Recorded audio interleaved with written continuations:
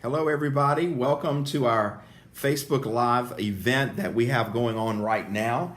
And thank you so much for joining us tonight as we continue our what we call our live campus at Living Waters International Church. And I'm so happy that Karen is joining me tonight because this is the only Tuesday night as we continue on through the rest of this month that you're going to be able to join me because you're going to begin teaching your semester next week. Starting Monday. And so with that, so I grabbed you in. It was about 6 o'clock tonight. I said, hey, you want to join me for this Facebook Live event tonight? And doing that, we're talking about 4 reasons why you may be, and that's in parentheses, may be struggling tonight. And so with this, as we're going through this tonight, we're going to be sharing a little bit about our history and our finances, that it was not all pretty roses in our first several years of marriage.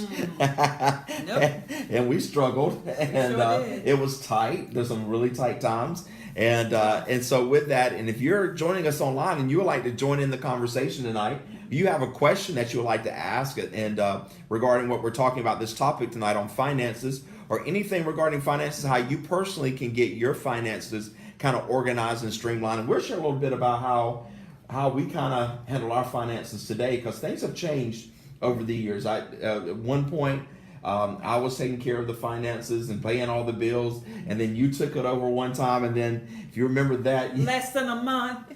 Okay, I had it for about less than a month, maybe a week, and then you overdrew the account. He took it back.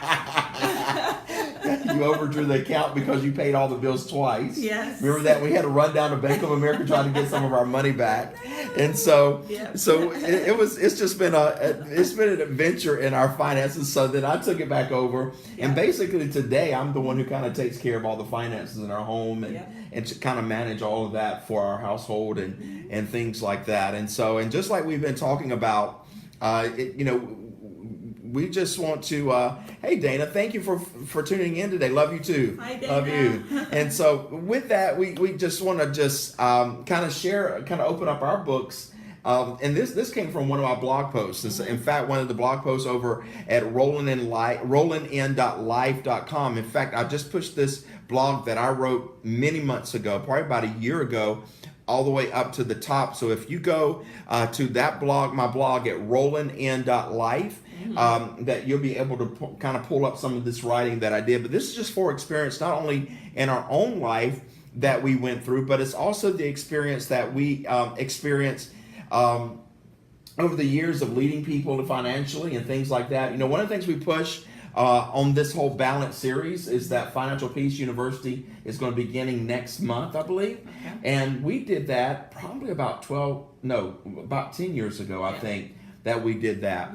And I want to say that before we took Financial Peace University, we were not on the same page financially. Right. And with that, but through that small group that we belonged to, and that was at a different ministry, through that small group, we were, hey, Rashida, how are you tonight? Hi, Rashida. Rashida's just tuning in. Hi. And so through that Financial Peace University, we were just able to kind of get on the same page. And even now, a lot of people hear us talk about our lunch meetings, because we have lunch about once a week together, and we go out to a restaurant, we sit down, and we kind of manage our household together. Right. And a lot of that has to deal with some of the expenses that are coming up, and that as we do it as a married couple. If you're single, you don't have to do that. You got to have a meeting with yourself, But like I said last week, when it comes to finances, our finances go by the law of the harvest, not the law of Pinocchio. And with that, we can really make in our mind, our finances look really, really great. Hey, Stacy.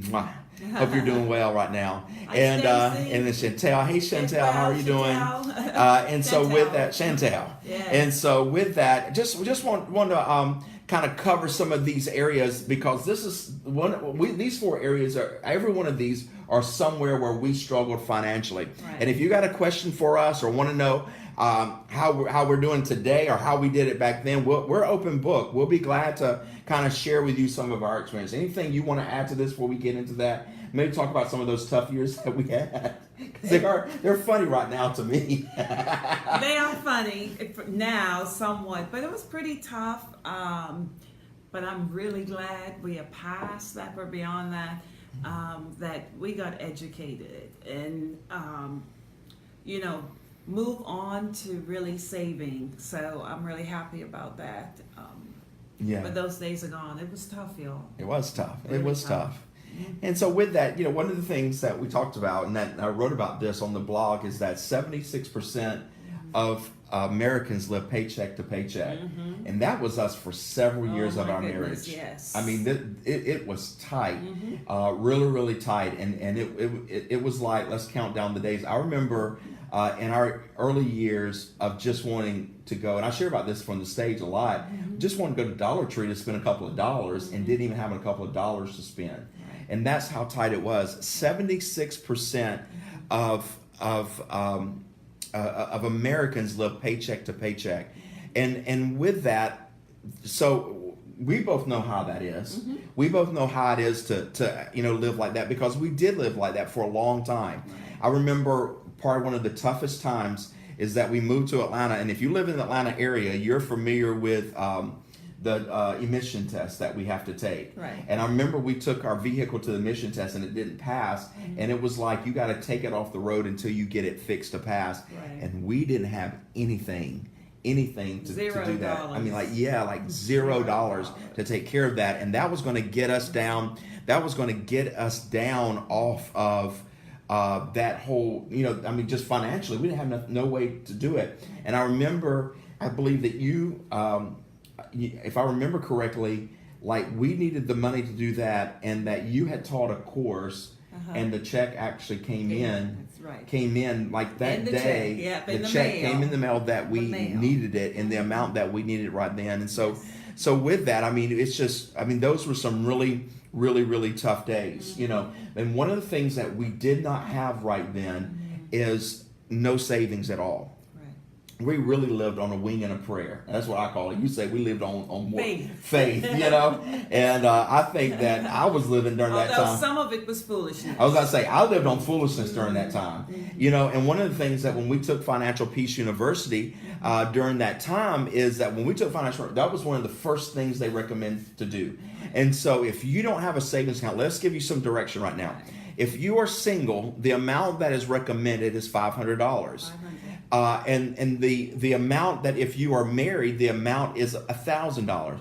The reason why those amounts do that is because when emergencies come up, then what happens is that usually that amount that you have in that account will cover any emergency that you have on anything like refrigerator, air conditioner, car problems, anything like that. It will cover that. And so a lot of people, the reason why they're struggling financially is because they don't have that emergency fund. And we didn't have it. No, not at all. And those were some tough days. And so what we did was, when we realized that we needed to build an emergency fund, what we did is we started building an emergency fund. And so with that, we just started really saving. We started really putting money away. We started, I don't remember. Spending.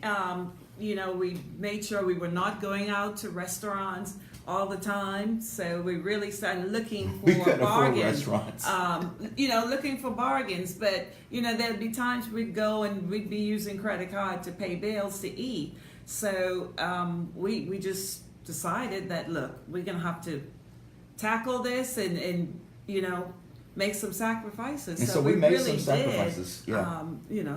And we had to do this as a team. One couldn't do it while the other just pretended it didn't happen. We had to really come to an agreement and determine to work together. And we had, like you said, an agreement, we had to have some meetings. Right. We had to really meet with each other. Absolutely. On a consistent basis. One of the things I talked about last week is that you cannot budget for August and think that you can budget for September and be the same. Because months change, things change, different things happen. Your electricity bill is higher in July than it is in September. And so things are different. And so that's why money is called currency. It comes in and it goes away and things like that. And so with that, we had to meet consistently. And really back then, it was almost on a daily basis. We had to really be open about everything, what we were spending, what we were sharing, and things like that. And so, with that's that's just what it was.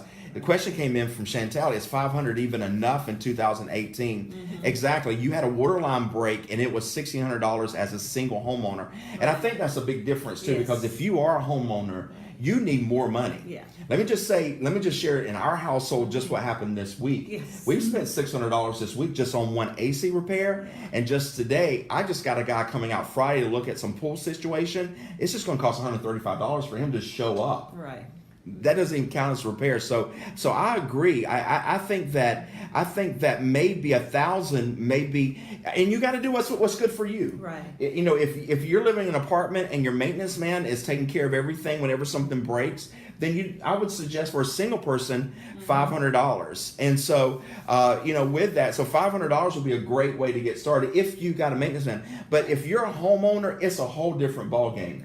Because if anything breaks, it's in your lap. Yes. And so maybe $1,000, especially if you're a homeowner, single or married, may be a good way just to get started. And so with that may be just a good way just to get started, is have that $1,000 in a savings account, especially if you're a homeowner. What do you say? I do believe, you know, the $500 is a start.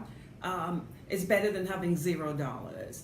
I understand that, you know, the 1,600 is a little bit more realistic, or the 1,000 is a little bit more realistic, but if you have $500, you've got $500 more than $0. So start where you are, and that's the way we were able to do. We had to make baby steps, and so we had to, you know, every week or every month, whenever we got paid, put a little bit aside. I mean, and determine that we're going to put a little bit aside. After, of course, the first that belonged to God. So yeah. But we definitely had to do that. And let me give you a piece of warning too. As soon as you save this money, something is definitely going to come up. Yes, absolutely. So let's say you save the $500. I promise you there's going to be something that's going to take that money away. Maybe not all of it, but you're going to be like really secure that you got that money in an account. Right. And all of a sudden, the washing machine's going to break, the refrigerator's going to go on the blink, or the air conditioner's going to go out, or your car is going to need new tires or something. Right. There's something that's going to happen. So with that, make sure that you are just you know, be ready for that. Right. Have that savings, but also so make sure also that you just keep putting away at savings, even if it's like $5 or $10 a week. Yes. Eventually, that money is going to add up. You know. And one of the ways to do that is like my step 2 that I, you know, in this 4 ways thing. So the first step is having no savings. Right. The second thing is living like you're a Kardashian when you should be living like a pre-oil discovering Clampett. And when Karen saw that tonight, she said, "What do you mean? You need to live. You should be living if you don't." I mean, if you're not financially not strong, for a little while, you need just to cut back on almost everything and act like you are poor and broke and don't spend anything. Yes. And that doesn't mean you are poor and broke, but it just means that you need to cut really way back because you may be living beyond your means. And with that, you don't have a lot of margin. And so with that, you know, when you want to create that, you want to create that margin in your life. I'm looking at Kimberly. Kimberly, you Thanks, are a Kimberly. mess. Kimberly says, "Can I get $495 to increase my savings account to $500?" Sure, Kimberly. As I One always, step at a time, baby step. Okay. As I always say about Kimberly, you are a mess. You always a mess. And so with that, you know, and maybe Kimberly, you need to be living like some Clampetts now, and so stop living like the Kardashians and all that. And so with that, and so really, you got to build some margin. Yes. You know, build some margin in your life. You know, and that margin, if you don't know what that means, is that you got to live below what your income is, so you have some breathing room every month. You got to be able to have that. And so with that, you know, create that breathing room in your life. And so if you can't afford it, stop spending your money on it, you know, and don't get on that, and don't do that. And so with that, start living below your means of what actually is coming in. Yeah, absolutely. One of the things that you're going to find that even as you start to save, it's going to seem like that money is calling your name. Oh, suddenly you need a new dress. Suddenly you need new shoes. Suddenly you need no, you're going to just have to ignore it and just be determined.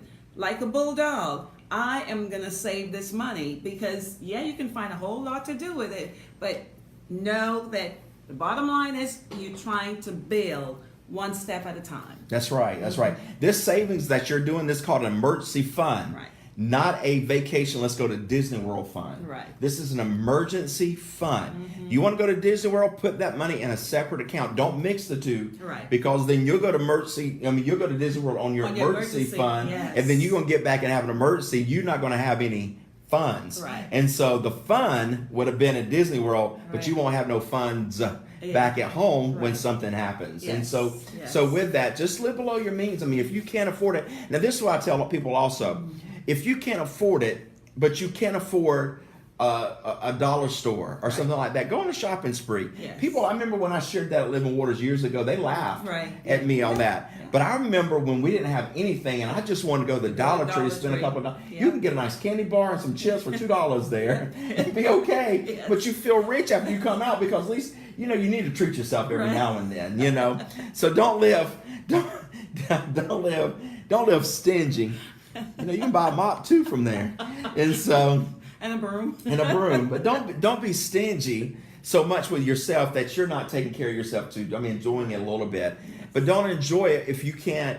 I mean, what's miserable in life is when you don't have a car to ride, and Marta doesn't come near your house, Yes. and things like that, or you have to go to the laundromat Right. every week when you could enjoy a nice washing machine, but it's not fixed. And you need to repair. So with that, just live below your means just for a little while, Right. so that you can begin,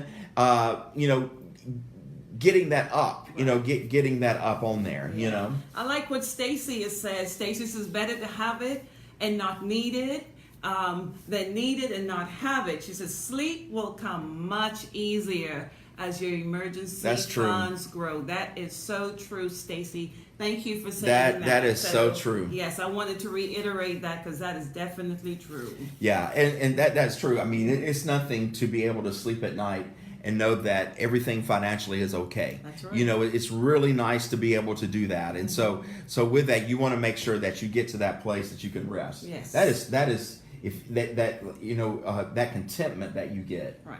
Just knowing that financially all is well, That's right. with that. Yes. Chantel brought it to us, says also get a savings account with no card. Good. Oh, Directly yes. withdrawn out of your check. That is a good idea, Yes, Chantel. yes. Excellent advice. Yeah, because if you have a card, you can easily access it. Yes. Okay? And so with that, that's a great idea. If you need discipline, maybe even get a card, but maybe even put it in a bank that is harder to get to Right. also. Yes, it's not along your work route. Yeah, exactly. Yes. And it's not near where you shop at. I mean, Right. you got to go out of your way to get it Right. and put that money there where you don't have access to it. You can't transfer it to your daily operations account at your home or Right. whatever with that. And so that is a good idea. Way to go, Chantel. I like that idea. Right. So that is really, really good. The third thing that we want to talk about as well is that you get too comfortable in a job with that income. And let me clarify this because I want to really make sure that we can understand this. This is what I say all the time. I encourage people to stay at a job if you can sleep at night. Right.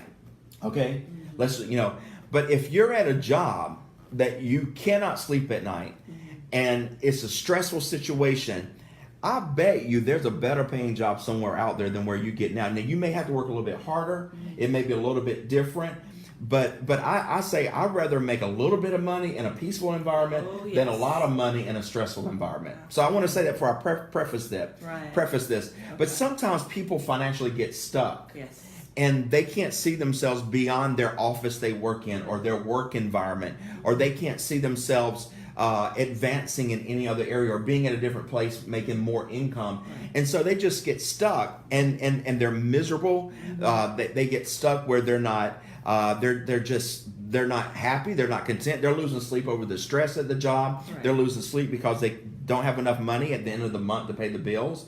And so, with that, sometimes one of the reasons why is because people just get stuck at a job. And so sometimes people have come to, for financial advice. And when I started exploring this job, this is where all the excuses come. Right. But then they say, well, I'm not really happy, or I'm not making the money I should be making, or that income is not matching my qualifications or my education and things like that. So what happened, that person has gotten stuck in a position. So what happens is if you're in that job and you really, really like that job and you're content and you can sleep at night because you have, then you need to go to step 2 and kind of live below your means. Right. Okay.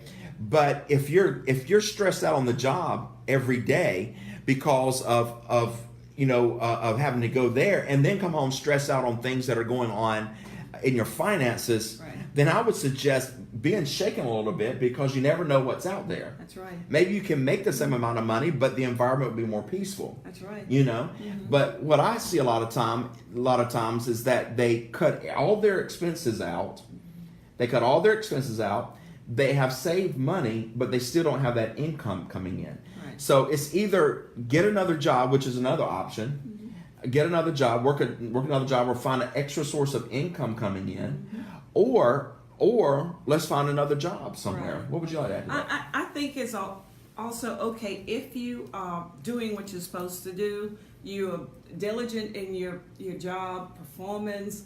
I think it's okay to approach your supervisor Yes. and ask for a raise. That's true. But have a reason, for why you're asking for a raise. Not just because you want more money, but because you're doing the work. And so what you do is important and is valuable. So it's okay to go and ask for a raise, and they can only tell you yes or no. Yeah. So I would encourage you to do it, but make sure you're doing the job. Yeah. There's no need for you to go do nothing. You come late. You're supposed to be in at 8 o'clock, and you're showing up at 8:30. And you supposed to leave at 4 and you're leaving at 3:30, and then you want a raise? No, you might not want to go ask for that raise. You might get the pink slip instead. Yeah, So, yeah, that's true. That's true. And I like how you said you are valuable. Right. When you're on that job, make yourself valuable. Make yourself in a place where they can't live without you. Right. And doing that, and that way, that gives you the confidence to walk right on in there. Absolutely. And be able to ask for that raise, to maybe just shake that up so that you can have a little bit of extra income Right. coming in from that. So that could be an option right there that you can participate in right there and be able to do that. So, and so that's it. One of the things I tell people all the time: make yourself valuable on a job. We tell our That's kids right. that when they're getting jobs, make yourself valuable. Make yourself where if they lose you, they can't stand big to do it. miss, right. We had an event last Thursday at the church, and a person came in from where one of our sons used to work. They wanted him to come back, go back to work. He made himself valuable, and so when she came from that place where he used to work to deliver some stuff, she was asking, "I got an application in my car. I give it to you right now." And so with that, you want to make yourself valuable where you're at, so that when you're there, they'll want to do whatever it takes. And so with that, so that you can be able to come out of that either with a raise or at least some credibility to where you're at and be able to do that. So so Kimberly said, I'm looking for that extra income because I've been asking for a raise for 2 years to match my skill set and value, which would improve my entire financial outlook. Kimberly, you are valuable. That's right. And so you are Very valuable. valuable. You may need to let them know how valuable you are. And show them, demonstrate it. That's right. That's right. The fourth thing that we're getting to, and the fourth and final thing, and there's probably other areas that people do to kind of there's other things, but I just boiled it down to kind of the four things Right. I've seen in ministry. Right. Is the fourth thing is that you ended up robbing God. Yes. And so that's where a person, and these are the things I'm asking when people come to me for financial guidance and leadership in their life. I ask these questions, these four areas in their life about how much they're making. I ask them, how much are you spending? Do you have you have a savings account? And the number one question I'm going to ask, and people living water just know this, is that are you tithing? Are you placing God first in the tithe and the offering? And that's where I see a lot of people. So I'm not talking about tithing. Right. I'm talking about robbing God. Right. Because where people rob God, it's in the tithe and the offering. And a lot of people forget that and right there. They forget that and part of the tithes and the offering. Yes. And so I share this all the time. So if you go to Living Waters, you're tuning in, you're going to hear it often. Right. But over the years, I've seen people tithe right down to the cent. Right. And they want to know, why is God not blessing me? Because I'm tithing, Pastor. Right. My question is, are you tithing and giving offerings, right. because those two go hand in hand. They're partners together. Absolutely. And like my pastor used to tell me, you pay your tithes. That is a payment that you make back to God. Don't got a lot of time to teach on this, but that's a payment that you pay back to God, and your offering is what you give to God. Yes. And so with that 10% is not yours, it's God. It's what people in water know this because I teach a lot. It's holy. Yes. Don't touch the same thing that belongs to God. Yes. Don't touch it. Do not touch it. And so with that, this is the fourth thing where people they don't think it's a big deal. They don't think it's that important. They don't think and what happens is it's just like the Sabbath, and it's just like tithing, is that God's multiplication never adds up. Right. His multiplication far outweighs what we do. Absolutely. Hi, Angie. And so, hey, Angie. And so, hey, Amina, how are you?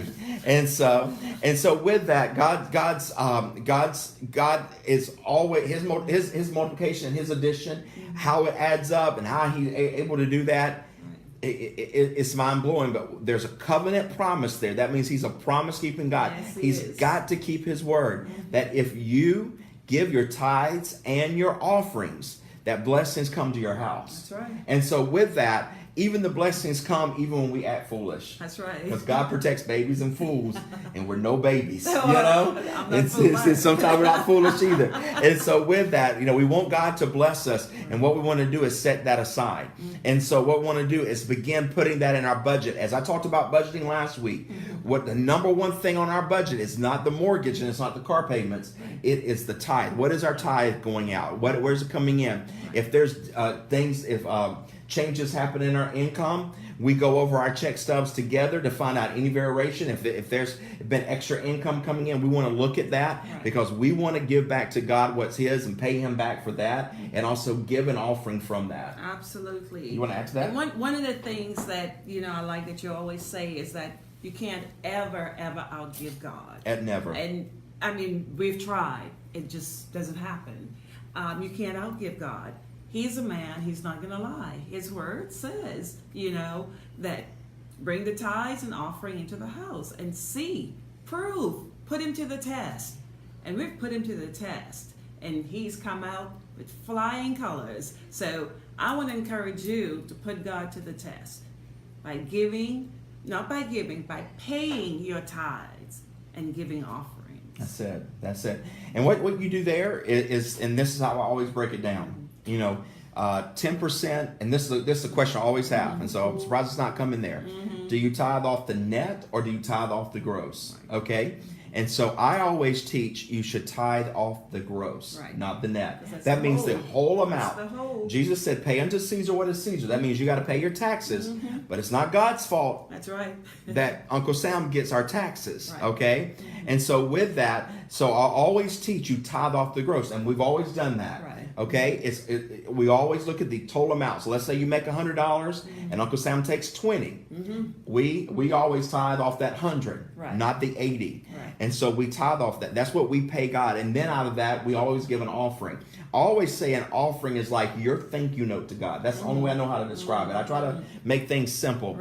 And so with that, as a thank you note, so when we get to that and we're ready to get the check or whatever and be able to do that. So when we're able to do that, then it's just like what is like a thank you note we can give to God financially to say thank you for blessing our life or keeping him on the forefront of our life and our finances and our family and our children and keeping us safe and things like that. And that's just how we do it. And we do it all the time. And so with that, I mean, and then sometimes you have things throughout the year where you're speaking at certain places or you're teaching extra classes and we get that income coming in. And that's when it gives us an opportunity to be able to also tithe again. And to us, we like that because we automate a lot of our giving. I like when we have the extra income come in and we get a tithe off that because it's that effort, again. Because we do automate what we call Living Waters, automate the importance. We automatically tithe and give our offerings every month, a couple of times a month. It comes out on that and automatically does it for us. And we have ways you can do that at Living Waters through Secure Give, is to be able to automate that. And that is definitely to make sure that we do give God the first. We want the very first amount of money that comes out of our earnings once we've been paid to go to God, because God has given us everything. Yes, we are using a secure gift. If you see the Cash App on there, thank you, Chantel, for clarifying that. We just added the Cash App. And the Cash App too. Right. The Cash App, and boy, Living Waters has come out with that Cash App, and a lot of people are using it. Got a report yesterday. We had a report given in our staff meeting, and people are using the Cash App. Thank you. But yes, we still use Chantel, and thank you for using Secure Give. Secure Give is, I don't know if I'm new to the Cash App. But I don't know if the Cash App is up for automation, but Secure Give lets us automate our giving. So if you want to give every Friday or you want to give on the first of every month, it's there and you can always do that. So thank you so much. If it's showing an error from your app, I tell you what, Chantel, we will, after this broadcast, we will update it because they just changed their whole website, and we probably need to put that out there and give that information out. We may have been sharing the wrong information. Last week they updated their website, and so with that, you may be going there and not being able to find that app. But I don't want to give the website online because I would definitely get it wrong. So do that. But we'll get that right after this. It'll be right up above this video and down our timeline right here at Living Waters International Church. Amina asked, how do you have faith when giving if you don't know what contribution you will receive? With that, this is how I describe tithing. Well, you want to answer some of that? Go ahead. This is how I describe tithing versus faith versus obedience. Tithing is an obedience, not really a faith thing. And so with that, what I teach is tithing does not belong to us, it belongs to God. It's almost like if and this is how good God is, okay? Let me show you how good God is. Let's use the $100 example again. You make $100. God asks 10%. First of all of it belongs to God. All $100 belongs to God. God gets that to you. That's how we look at it. And then God gets all that amount to you, and He asks for $10 back, okay?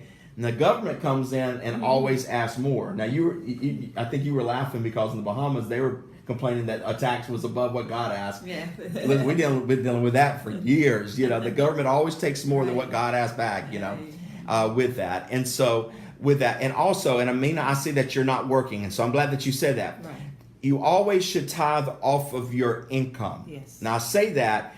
I teach that not really income, but you tithe off of your increase. Right.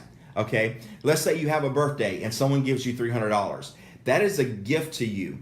I teach that you shouldn't tithe off of that because tithing should come from an increase. It should come from your work. It should come from that's come in from your hands with that. And so with that, if someone gives you a gift and you decide to give some of that to the Lord, that is what I call an offering. Okay? That is what I call an offering. Okay? So if you're not working, you have no income coming in, then what I would that would be that. Now there are some things that we do have income coming in from our home that's not necessarily work. We still tithe off of that. Right. That's something that's just between us and the Lord. Right. That it was some income that comes in, and we just feel the need that we should tithe off of that. And that is not really a tithing; it really is an offering. I reckon you could say, because it's not really an increase or work of our hands, but we give 10% of that as an offering to the Lord on that. Chantel, you said that, like Matthew says 6:31 through 33. Do not worry then, saying what we'll eat or what we'll drink or what we'll wear in clothing. For the Gentiles eagerly seek all these things. For your heavenly Father knows that all you need are these things. But seek first the kingdom of God and His righteousness, and all these things will be added unto you. Absolutely. Mm-hmm. Absolutely. Now, that offering is a faith thing.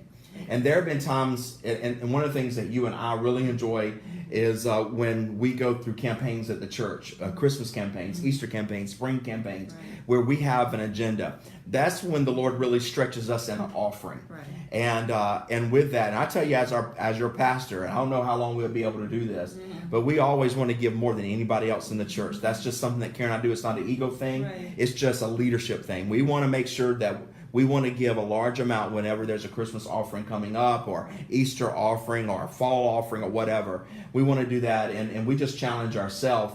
And that's another broadcast about us, how we're doing that and how we do that personally, because that's a big meeting with ourselves every time we do that.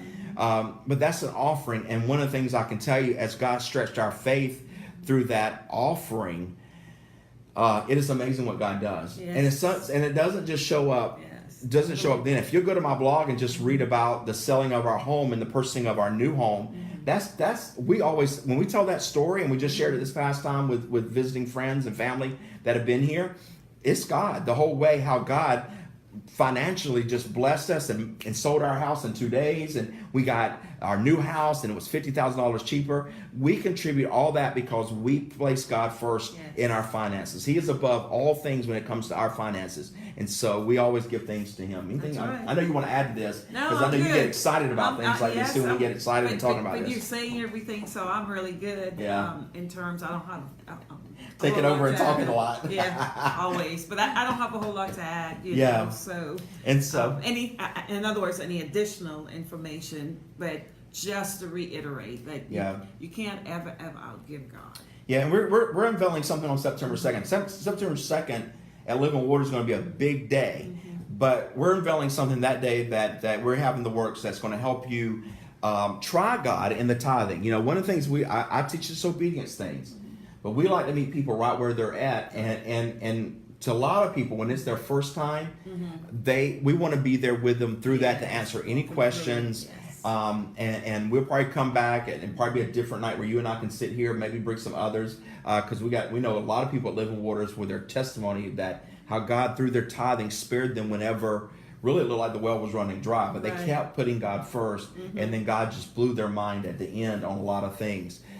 With that, but this is a principle that Karen and I, tithing and giving offerings, is a principle that we live all the time. I mean, it is a part of our life, and we give it all. I mean, like we just, I reckon say praise God or just give God. I mean, like there's so many things in our life where we have just seen God over and over and over again bless us. And it's not always financially either. Blessings are not always financial. Right. Blessings, I'm going to say that again. Blessings are not always financial. They're not always financial. And so with that, there are things that God has done in our life that we just contribute back to. That's God right there, because we placed Him first. And I always say this with regard to the tithe and the offering. If you place Him first, He will place you first. That's right. Yeah. Anything you want to add? That's it. I've enjoyed talking with you. Yeah, I'm so glad that you joined me. Last week I was by myself. Yes, you were. I think you were out of town, and I was sick too. Oh, I was out out of of town. I talked about that on my I was Instagram working. page.